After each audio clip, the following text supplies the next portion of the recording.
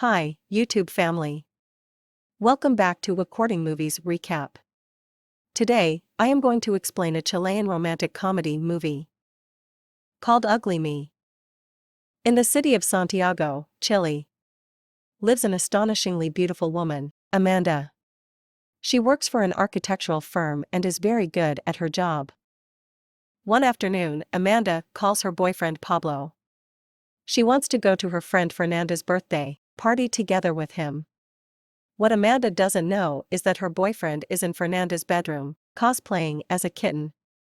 As the two talk over the phone, Fernanda distracts Pablo, making him hang up in a hurry. Seconds later, they accidentally call Amanda again, and she hears them moaning and meowing.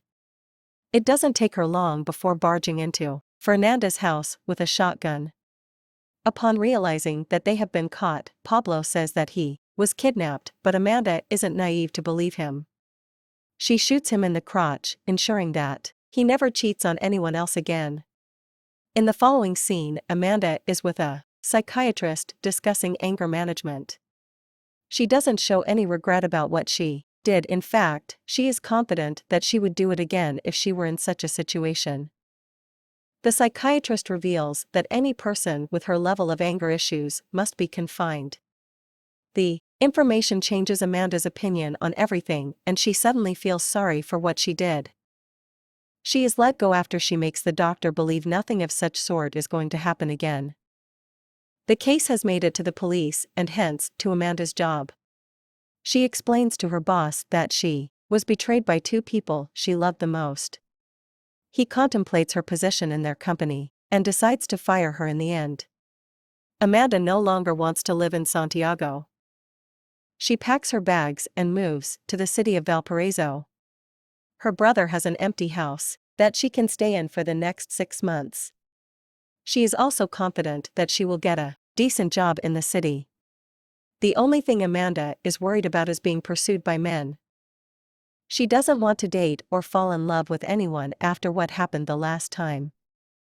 However, an attractive young lady like her is never left alone. She goes to the church to calm down and makes friends with the pastor after telling him of all her problems. He also has no immediate family members and lives on his own. He welcomes her to come to him anytime she needs a friend to talk to.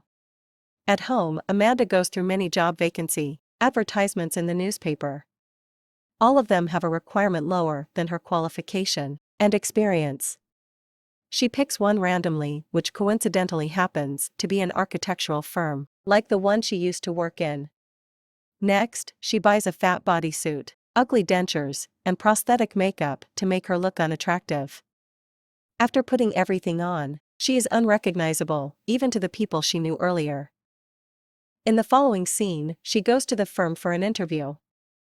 Her boss Max asks her many questions and finds out she has a husband and 2 sons. Amanda believes that the husband's story will make her lie more presentable and reduce male advances. Max doesn't ask for any authentication and hires her because of the experience she possesses. For the first time in her life, Amanda feels valid because she is sure her beauty didn't get her the job. After that, Max introduces her to the staff members and their roles in the team. First is a married man named Juan. He has 3 kids, a full-time job, and is studying to get his master's degree. Then, there is Karen, a hot young office girl, who does the least work but is favored by everyone because of her beauty. Lastly, we are introduced to an architect named Marcelo. He is the typical womanizer who judges people based on how attractive they are. Marcelo's day-to-day life consists of working and bringing home a different woman every night. He meets Amanda for the first time and is instantly repulsed by her, given her appearance. Amanda also figures out what kind of man he is and quietly curses his shallow thoughts. The two warn themselves to stay away from each other, unaware that destiny is about to intertwine their paths. In the first meeting, Amanda is told about an old Telmex building that was recently remodeled by their company. They have completed the project, but there has been some interference in the building's internet service because of an unknown problem with the structure. Amanda instantly recognizes that it must be because of a VP1 service problem. Karen thinks that Amanda's involvement with the project will only create more complications, because she is new to the job. She wants to be the one to solve the problem, but Max thinks otherwise. Karen is dismissed, which makes her despise Amanda instantly. Marcelo and Juan are asked to accompany Amanda to the problem site and help her. The men are not happy about being her assistants, but they oblige anyway. In the following scene, the trees are on the terrace of the building. Amanda is working hard to find the problem while Marcelo is busy boasting about his sexual experiences to Juan. Amanda tells them the interference must be coming from the railway station. They go to the location where Marcelo and Juan continue their conversation while Amanda works. She finally figures out that the water channels that pass right under the building are interfering with the waves. This is the first time Marcelo has had a female friend come to his house, and he feels amazing about it. After eating, they go to the terrace and talk for a long time. Amanda declares that Marcelo is afraid of commitment and promises that he will find love one day. Suddenly, he leans in and kisses her.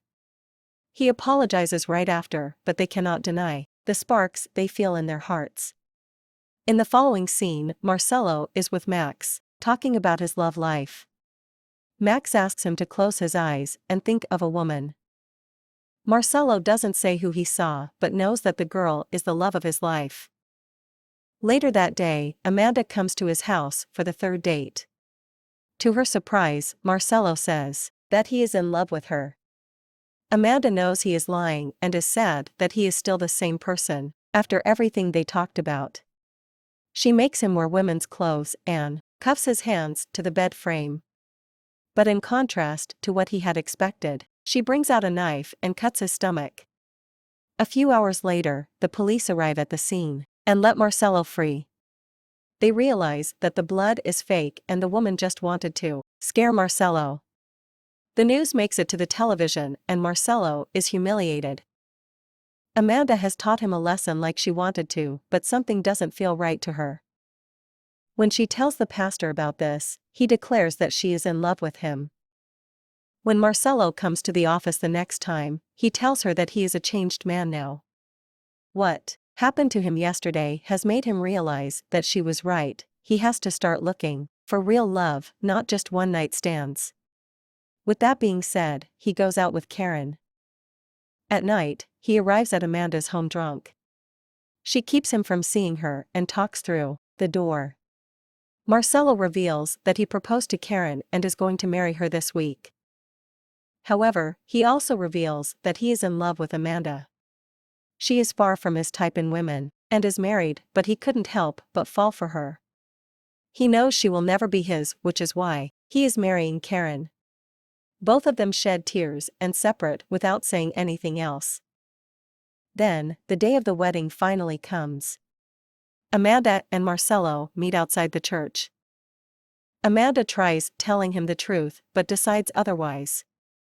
They share an emotional hug before the ceremony starts. The priest asks Marcelo if he takes Karen as his lawfully wedded wife. Everyone waits for his answer, but it never comes. Suddenly, Amanda sneezes and the fake dentures fall off her mouth. Marcelo takes her wig off, finally realizing the truth. The scene cuts to a few years later. Amanda and Marcelo are married with 3 children and a 4th one on the way.